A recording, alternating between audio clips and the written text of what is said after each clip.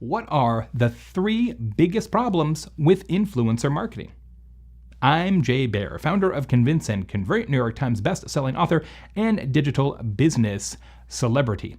Audiences are suspicious and jaded today. The head-on approach to customer acquisition works less, and the indirect approach via content marketing, in many cases, works better, at least in theory.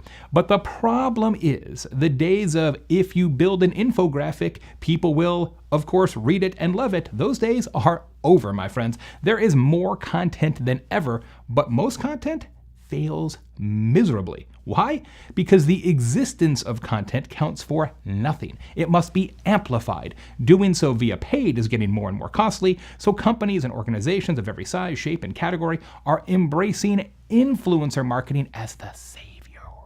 And it can work. After all, I am, hopefully, influencing you right this second on behalf of my friends at Cision.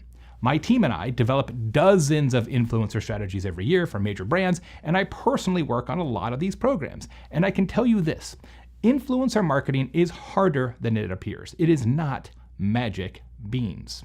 First off, you have to pick the right influencers. Do they reach your audience or your desired audience or just some kind of audience? And even more importantly, do they have real influence, meaning they can cause behavior or attitude change, or do they just have some kind of audience?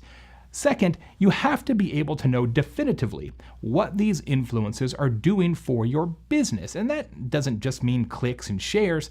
Trust me, you cannot pay your mortgage with retweets. I tried that once.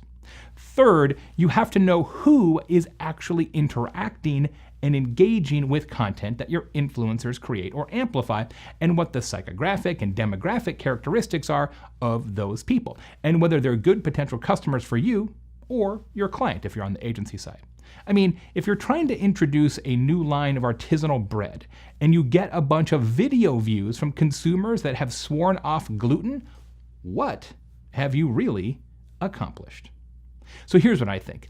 Influencer marketing is not going away. Quite the opposite, in fact, but it needs to get more measurable, more strategic, and more specific. It needs to stop being experimental and start getting real.